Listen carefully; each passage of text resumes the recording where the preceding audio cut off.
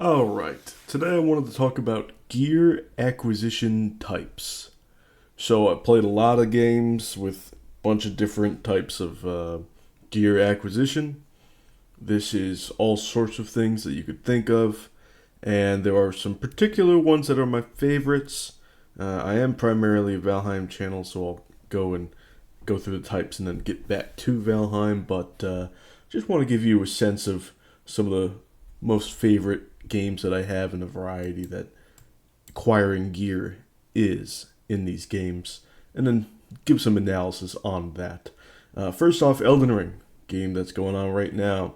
There are mob drops, boss drops, merchants, chests, random overworld items, and then remembrances, which are basically a more convoluted way of getting boss drops. So you take an item that the boss dropped, go to a merchant, and then you can get your very special weapon or what have you.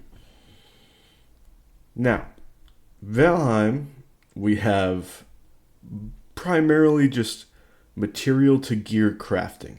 So we have all these different materials. Once you get all of the materials for a piece of gear, you unlock the recipe, you get all the materials that are needed in the recipe, and then you can get the item. Material to gear crafting. Pretty simple, but also tried and true. It's pretty great, and it's in a lot of these sort of survival RPGs or just survival games. A lot of fun. Love that.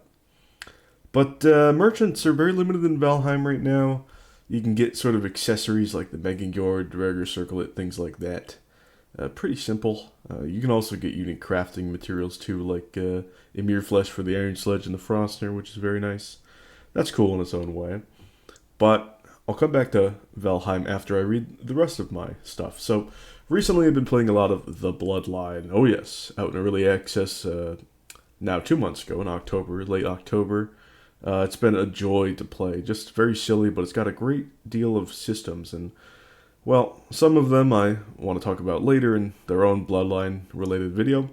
Right now, I just want to talk about the gear acquisition types that they have in that game, which are just there's loot out on the overworld, so you can just find a sword in the top of like a dragon skull and get it, or a spear lodged in a wooden plank roof and just get that there. There's all sorts of stuff like that, which is fantastic. I love that. There are, of course, basically chests. So out in the overworld or just out in specific areas.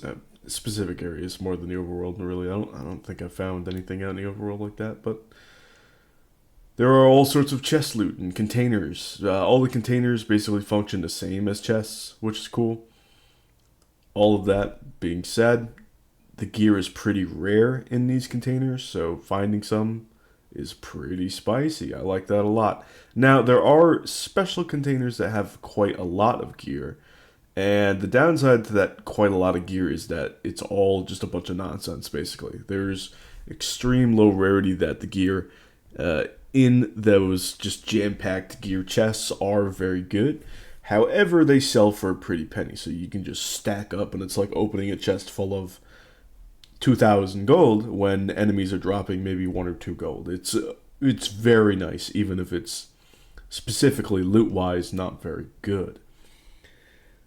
The really cool thing also in that game, chest-wise, is buried chests. You don't even have to have the shovel, which is a little weird, but your character takes out a shovel out of nowhere and starts digging up a buried chest once you see a sort of risen dirt pile. You can interact with it like that, and after 3 times digging it up, you get a buried chest, which is pretty much the same as a regular chest, but with better loot table.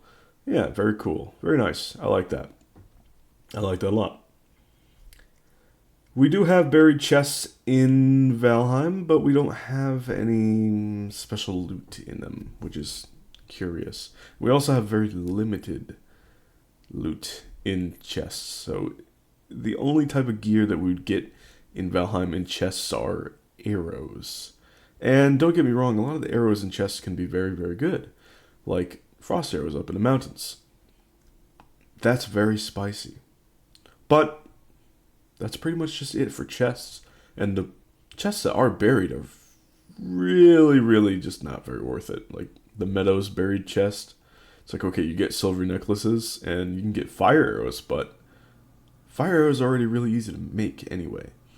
So there's got to be a really good alternative or consistency to getting these good rewards from these alternate types of gear acquisition for them to be really, really impactful as a player, to just feel that, ooh, I got something good, that proper neuron activation, but then to be able to experience the quality of gear and maybe tinker around with it, really get that analysis juice brewing, and be able to impact your build for many hours time in the future, which is true long-lasting satisfaction in games like this, especially Valheim. Specific weapons last a long, long time, which is glorious, as do the weapons in pretty much all these games if you get specifically good one. Now there's also, of course, some quest rewards here and there in the Bloodline, which is nice. They are okay for the most part. Merchants sell a lot of loot, of course.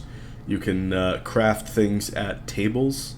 The more you level up your skill at a certain crafting table, the better gear that you can make. And specifically at these gear tables, you have material plus gear synthesis, which is one of the systems that I wanted to talk about for the Bloodline that I just love. Like, I've wanted this ever since I've had material to gear crafting in games.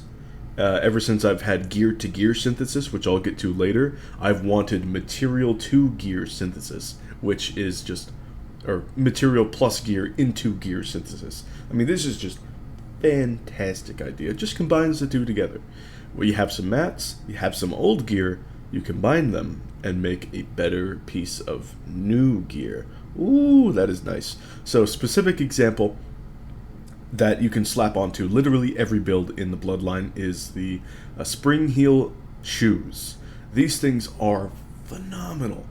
They are so, so good. You have to be engineering level 4, so you have to go to the engineering workbench and craft a whole bunch of stuff until you get to engineering level 4, and then you can take leather shoes and some other stuff, springs and such, which you also have to craft at the engineering table or find out in your world. And I believe some iron and a trigger. And you take these things and you craft them into the Spring Heel shoes, which allows you to really jump up high without leveling up your jump level too much, which means you can focus more on your run level, which means you can equip heavier armor to compensate for that. Because a lot of the good abilities in that game function in the mid-range, or are especially good when used in the mid-range. So you don't want to be too fast in that game. And because of that, all of these things come together really excellently in this ripple effect that just blows my damn mind. Because of this one item that I got from crafting and crafting some more at this one crafting table, and then finally used material to gear synthesis. It satisfied so many of my gamer brain nodes that I had to talk about it. Fantastic. Love that. Just absolutely incredible. The gear was good, and the gear acquisition was very good. Really felt like a sense of genuine accomplishment. And that's really what we're looking for here. Next up, Final Fantasy Crystal Chronicles Echoes of Time. I'm just going to call it Echoes of Time from now on because it's a giant mouthful.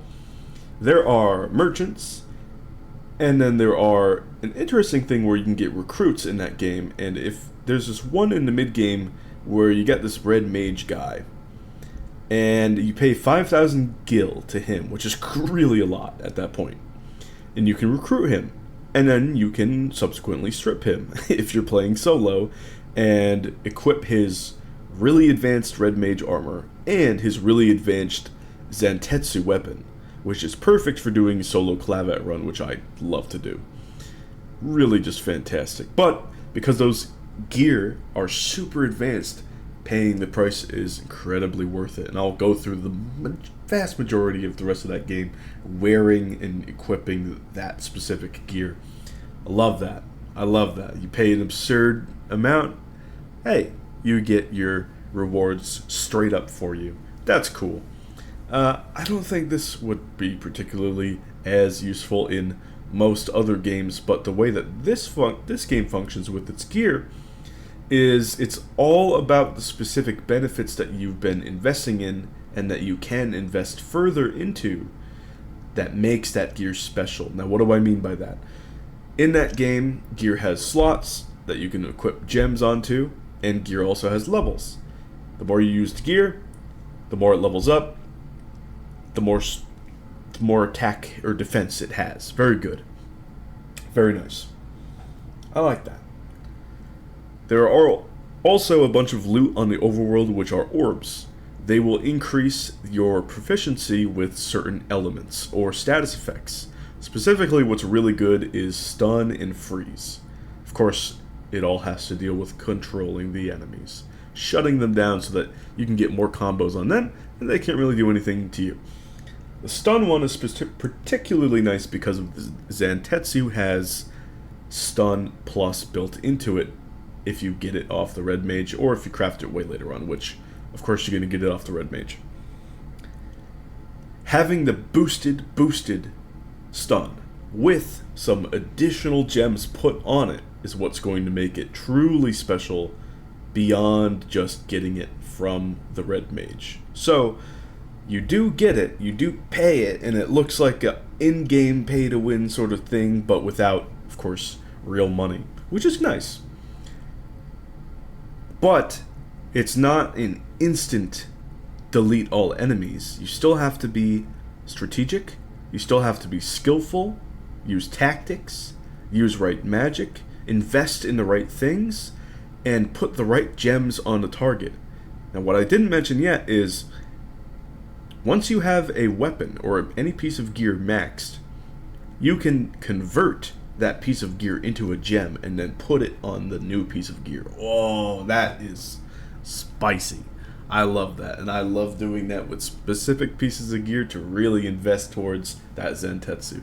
Man, that feels really good to finally get the build put together. And,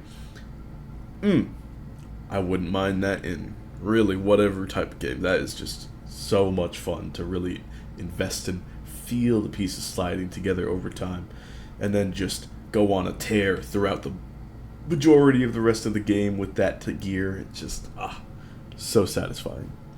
Now, there is material to gear crafting that they call synthesis, but it's the same as basic Valheim crafting. And the whole idea there is it requires a recipe. Now, it's kind of similar to Valheim in that sense, except you can get these recipes as drops from bosses. You can get them as rewards from quests. You can get them as drops from optional bosses. And it is super fun to get some really advanced stuff from these bosses, from these quests, and then just go on a tear with whatever gear through the early game or the end game. It is really, truly exciting to see a recipe drop. Now, of course, seeing a recipe drop, you might see where I'm going with this with Valheim. What if there were specific tough encounters, or maybe quest rewards, that would give you unique recipes for specific quality gear? We already get great gear satisfaction throughout the biomes with particularly good loot. I'm talking Frostner. You get the good stuff, you buy the mats from Haldor, you get all your silver and ancient bark and all that. Boom, Frostner. That lasts biomes worth, and a lot of people are predicting that could be even really good when the Ashlands comes out. Now, think about this. We don't have currently access to early crossbows or early magic. It's all Mistlands stuff. But that means that the grind once you get into the Mistlands is kind of a pain in the ass. However, it's worth it because those items are extremely good. Like, crossbows and magic are absurd. Absolutely nuts. You can one-shot a Yawl with high crossbow levels with a Carapace Bolt with the Arbalest. And you could do that when it was at quality 2, and now we can have it at quality 3. We're probably going to get more of this stuff come Ashlands. I know we're getting more magic stuff. We know that. So, already, this is going to be a huge impact thing, because if we can get levels early, then we can kick royal ass with natural progression in the end game and just have that satisfaction. Now, the whole idea why we don't have those things earlier is because we're trying to strive for a sense of technological advancement. However, who's advancing the tech? Whose tech are we getting it from? The Dverger. Do we have a potential quest that could give us a good mechanical reward, if not, say, a recipe, from somebody who is a Dverger? Yes, we do. Hildur and Hilder's Quest. So, personally, I think that Hilder's Quest, right now, it doesn't really have any mechanical rewards incentivizing it. It is very fun. I love the Sealed Tower. My god, what a fun time. And the other mini-bosses are really cool, too. I specifically love the Brenna Trophy. It's beautiful.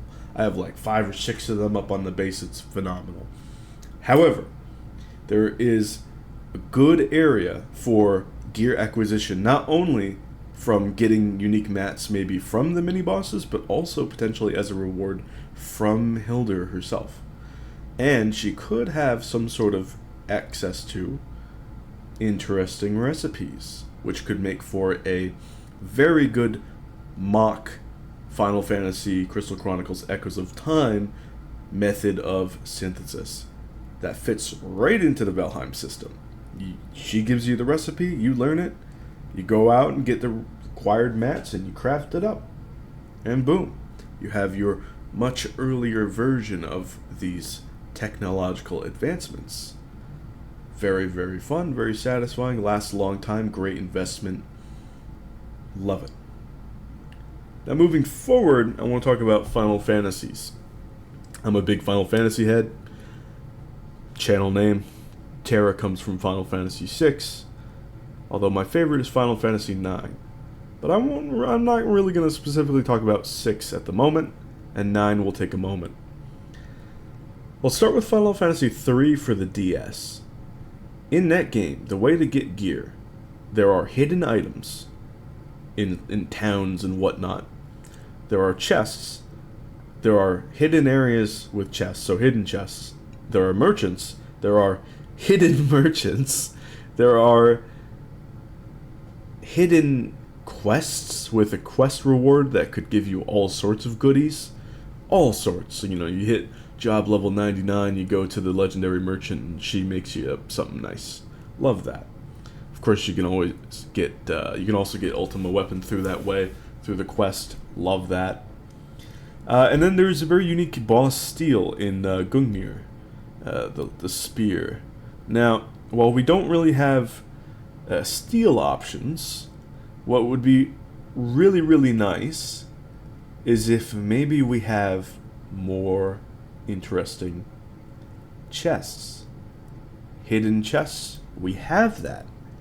However, the loot tables of them, much to be desired. What am I talking about? Well, let's talk about some not-so-hidden chests and unsatisfying loot tables. The Frost Caves. Boy, oh boy, not very good at all. Not very good.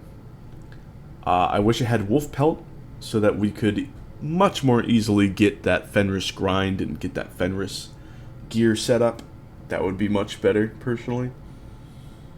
Going forward from there, there's also the Infested Mines chests. Now, they're hidden, they're really cool, but the loot table is, again, much, much to be desired, and they already patched it once.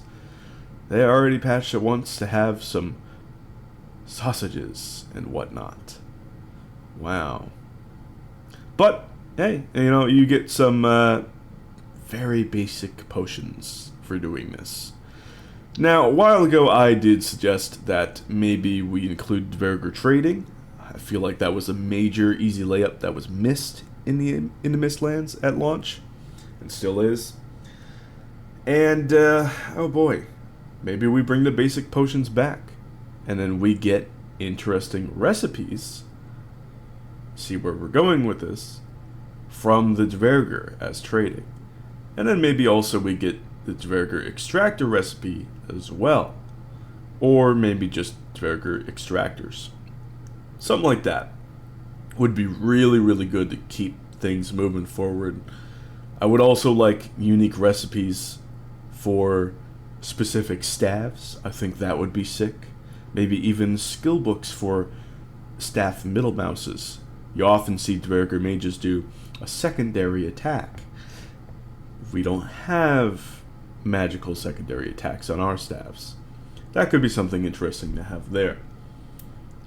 Now, Final Fantasy IX, my personal favorite game of all time. Let's talk about the gear acquisition types in that game. There are gear that you can get through story rewards. So you're going through the story and it's almost like main story quest rewards. You do this thing, you get a nice relic or what have you. Very, very good because the gear in that game is immensely impactful. I've already made a video on that. There's gear that you can get through cutscenes. Burmecia, Freya picks up a staff right up out of a statue in the cutscene. And you just get that weapon for free. The Mithril Spear. Very cool. There are hidden items, of course. You go around in certain towns and things or dungeons and you have an exclamation point pop up. You hit X. Oh, new really cool item or piece of gear or something. Of course, there are chests and hidden chests. There are merchants. There's also gear-to-gear synthesis, which is absolutely glorious and something that I've already made a video on and suggested for Valheim. I really do think that it could exist extremely well within Valheim. A lovely system where we could take some parts of gear and then combine them with other gear to make a more interesting piece of gear in the future. And the best part about gear-to-gear synthesis in Final Fantasy IX is you take old gear and you make better new gear. That's even better than gear at the shops. And oh boy, it is absolutely satisfying to have your old gear lying around, which it definitely already is if you're just playing Valheim. You absolutely have it in a chest somewhere just in case you die or whatnot. You have it. So being able to use that old stuff to synth up maybe new stuff would be incredible. But not just gear to gear synthesis. I think we should take the material plus gear synthesis from the Bloodline and put it right into Valheim. Boom, just straight up in. I think that we should take gear to gear synthesis in and material plus gear to gear synthesis in.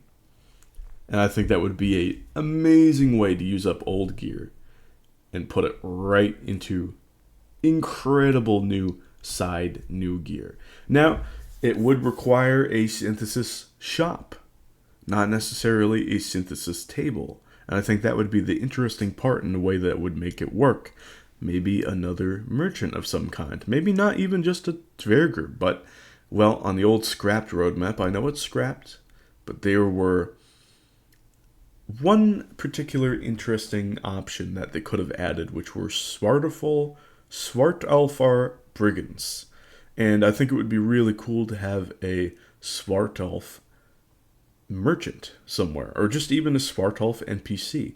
And maybe this NPC could be the synthesis shop, where this merchant allows you to go and gather recipes, or maybe he's already got recipes, and you go synth some old gear, or maybe gear plus mats together into amazing new gear. I think that would be cool.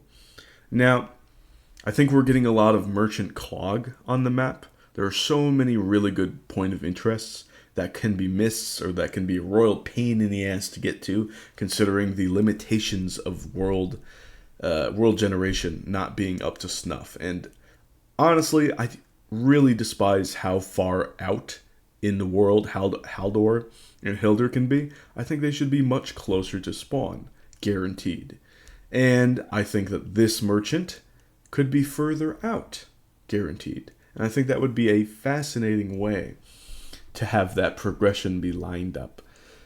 And I think it would be a great way to have your seeds not feel like a royal pain in the ass, but feel like a smooth yet grand adventure with a bunch of side options and fantastical experiences to add to the journey. Now, interesting about Final Fantasy IX, aside from all of the different ways that you can get gear, there are so many mini-game rewards that are incredibly good.